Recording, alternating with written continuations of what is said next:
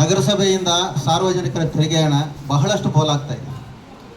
ಈಗ 2 ಗಾಡಿ ತಗೊಂಡಿದ್ದೀರಲ್ಲ ಸರ್ ನೀವು, ದೊಡ್ಡ ಗಾಡಿಗಳು, ಅದು ನದಿಯಲ್ಲಿ ಒಂದು ಬಿಟ್ಬಿಟ್ಟಿದ್ದೀರ. ಸುಮಾರು ಬಂದಾಗಿಂದ ಅಲ್ಲೇ ಇದೆ. ಯಾಕೆ ಬಳಕೆ ಮಾಡ್ತಾ ಇಲ್ಲ ಸರ್ ನೀವು?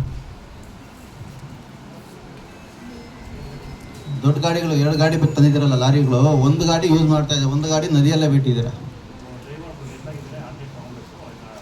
ಸರ್. ಬಂದಾಗಿಂದ ನೋಡ್ತಾ ಇದ್ದೀವಿ, ಅಲ್ಲೇ ಇದೆ. ಅದು ಒಂದು ಗಾಡಿ ಚಾಲು ಆದರೆ 10 ಟ್ರ್ಯಾಕ್ಟರ್ ಇದು ಕಸವನ್ನು ಎತ್ತುತ್ತೆ. ಎಷ್ಟು ಪ್ರಾಬ್ಲಮ್ ಸಾಲ್ವ್ ಆಗುತ್ತೆ.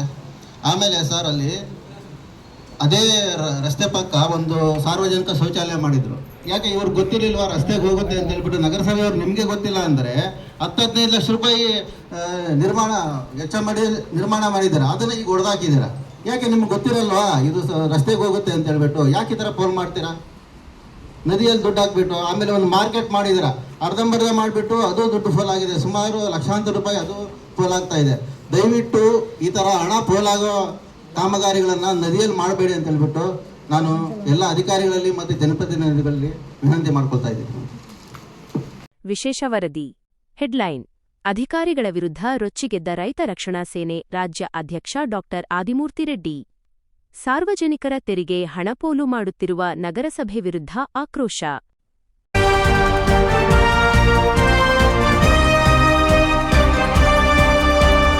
ಗೌರಿಬಿದನೂರು ನಗರದ ಮಿನಿ ವಿಧಾನಸೌಧದಲ್ಲಿ ಇಂದು ನಡೆದ ಜನಸ್ಪಂದನ ಕಾರ್ಯಕ್ರಮದಲ್ಲಿ ಅಧಿಕಾರಿಗಳ ಭ್ರಷ್ಟಾಚಾರದ ವಿರುದ್ಧ ಆಕ್ರೋಶದ ಅಲೆ ಎದ್ದಿದೆ.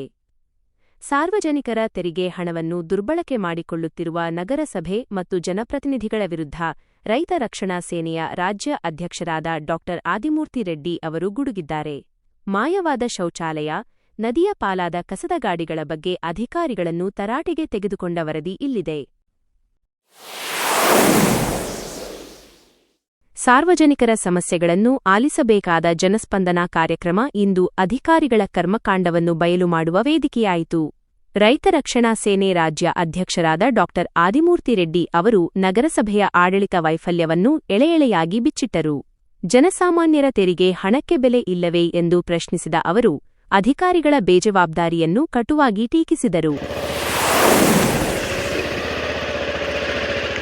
ನದಿಯಲ್ಲಿ ತುಕ್ಕು ಹಿಡಿಯುತ್ತಿರುವ ವಾಹನ, ಸಾರ್ವಜನಿಕರ ಹಣದಲ್ಲಿ ಖರೀದಿಸಿದ ಕಸ ವಿಲೇವಾರಿ ಗಾಡಿಯನ್ನು ನದಿಯಲ್ಲೇ ಬಿಟ್ಟು ಹಾಳು ಮಾಡುತ್ತಿರುವ ಅಧಿಕಾರಿಗಳ ವಿರುದ್ಧ ಆಕ್ರೋಶ ವ್ಯಕ್ತಪಡಿಸಲಾಯಿತು. 15 ಲಕ್ಷದ ಶೌಚಾಲಯ ಮಾಯ. ಬರೋಬ್ಬರಿ 15 ಲಕ್ಷ ರೂಪಾಯಿ ವೆಚ್ಚದಲ್ಲಿ ನಿರ್ಮಾಣವಾಗಿದ್ದ ಸಾರ್ವಜನಿಕ ಶೌಚಾಲಯ ಇಂದು ಸ್ಥಳದಲ್ಲಿ ಇಲ್ಲದಿರುವುದನ್ನು ಕಂಡು ಅಧಿಕಾರಿಗಳನ್ನು ಪ್ರಶ್ನಿಸಲಾಯಿತು. ಅರ್ಧಕ್ಕೆ ನಿಂತ ಮಟನ್ ಮಾರ್ಕೆಟ್. ಲಕ್ಷಾಂತರ ರೂಪಾಯಿ ಹೂಡಿಕೆ ಮಾಡಿದರೂ ಮಟನ್ ಮಾರುಕಟ್ಟೆ ಕಾಮಗಾರಿ ಅರ್ಧಕ್ಕೆ ನಿಂತು ಸಾರ್ವಜನಿಕರ ಹಣ ಪೋಲಾಗುತ್ತಿದೆ. ಬೈಟ್ಸ್ ಡಾ. ಆದಿಮೂರ್ತಿ ರೆಡ್ಡಿ ಅವರ ಮಾತುಗಳು. ಜನರ ತೆರಿಗೆ ಹಣ ಅಂದರೆ ಅಷ್ಟು ಸುಲಭವಾಗಿ ಪೋಲು ಮಾಡುವ ವಸ್ತುವೇ? 15 ಲಕ್ಷದ ಶೌಚಾಲಯ ಮಾಯವಾಗಿದೆ ಎಂದರೆ ಅದಕ್ಕೆ ಯಾರು ಹೊಣೆ? ಅಧಿಕಾರಿಗಳು ಮತ್ತು ಜನಪ್ರತಿನಿಧಿಗಳು ಸೇರಿ ಈ ನಗರದ ಅಭಿವೃದ್ಧಿಯನ್ನು ಹಳ್ಳಹಿಡಿಸುತ್ತಿದ್ದಾರೆ. ಕಸದ ಗಾಡಿಗಳು ನದಿಯಲ್ಲಿ ತುಕ್ಕು ಹಿಡಿಯುತ್ತಿವೆ. ಇಂತಹ ಭ್ರಷ್ಟಾಚಾರವನ್ನು ನಾವು ಸಹಿಸುವುದಿಲ್ಲ. ಡಾ. ಆದಿಮೂರ್ತಿ ರೆಡ್ಡಿ, ರಾಜ್ಯ ಅಧ್ಯಕ್ಷರು, ರೈತ ರಕ್ಷಣಾ ಸೇನೆ.